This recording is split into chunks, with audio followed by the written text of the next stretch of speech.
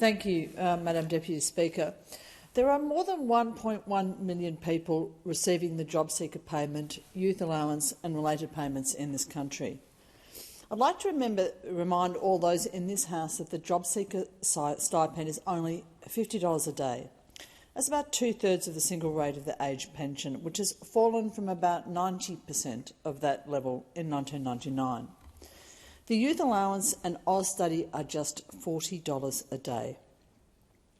We know that 80% of those on job seeker will have to rely on that payment for at least 12 months.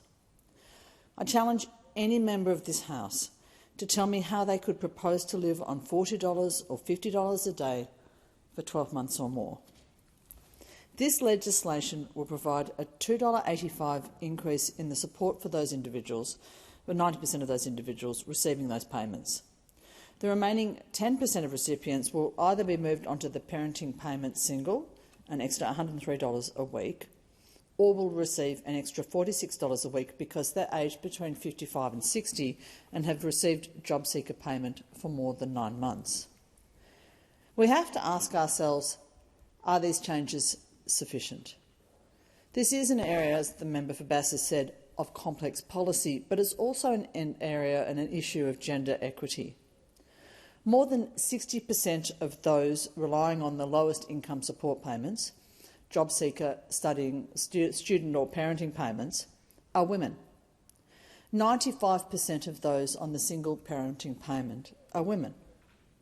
Across their lifetimes, women have lower incomes, less job security, lower superannuation balances and a higher likelihood of poverty.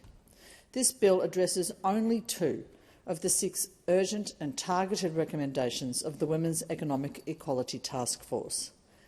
Yes, it's a start, but really it's only a start.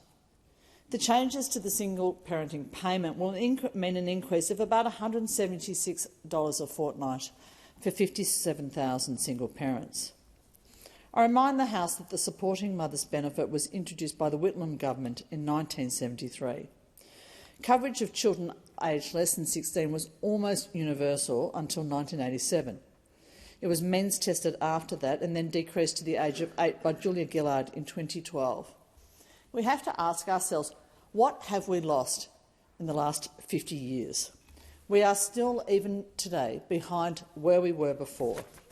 It's important to remember that we have not yet regained the ground lost when that threshold for expiration for the single parent's youngest child was 16 years. As a country, have we become less generous? Do we value our children and our most vulnerable less? While every dollar counts and all of these increases should be passed, how could we, in any conscience, accept anything other than that these support recipients deserve more?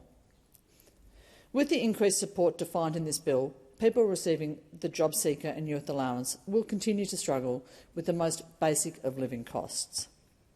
The Economic Inclusion Advisory Committee found that lifting the job seeker and related payments to 90% of the pension by $129 a week would help people return to the workforce because they would be able to pay for internet access, for sufficient food, for adequate clothing and to get to their job interviews. Not supporting people who want to return to the workforce to do so is a false economy. We have a long way to go before our income support system prevents deprivation and poverty. The opposition has argued that increasing the job seeker rate might discourage workforce participation. It's important to note, though, that the rate of job seeker was increased to 90%. If the rate of job seeker was increased to 90% of the single rate of the age pension, just to $70 a day, as has been recommended by the EIAC, it would still only be just over half of the minimum wage. It's difficult to sustain an argument that an unemployment benefit at that level could possibly discourage workforce participation. We know that the labour market is as close to full employment as it has been at any point in the last 50 years. The reality is that many of those people on job seeker should probably be on different stipends. They need to be offered more, not less, long-term help and support. We should not be condemning people to what Anne Summers called policy-induced poverty. Similarly, the 15% increase to the Commonwealth rental assistance does not come close to addressing the significant gap in payments and requirements. A single person paying at least $175 a week or more in rent will receive the maximum increase, but that's only $11 a week. Fewer than 40% of people receiving JobSeeker received rent assistance. Of those who do, the median rent paid is $230 a week. The vast majority of those people pay more than 30% of their income in rent. That means that they are in housing stress. Fewer than 5% of recipients will be moved out of housing stress as a result of this increase in rent assistance. We know that rentals are becoming more expensive. Vacancies in some centres are as low as 1%. With interest rates continuing to rise, further hikes in rental prices seem inevitable. At a time when we're all facing increasing cost of living stresses, how can we not do our best to alleviate these increased stresses on our most vulnerable?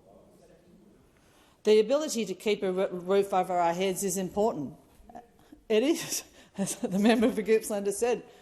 All people in our community need assistance. The ability to keep a roof over our heads is absolutely critical for our mental as well as our physical health, and I'm glad that the member for Gippsland agrees.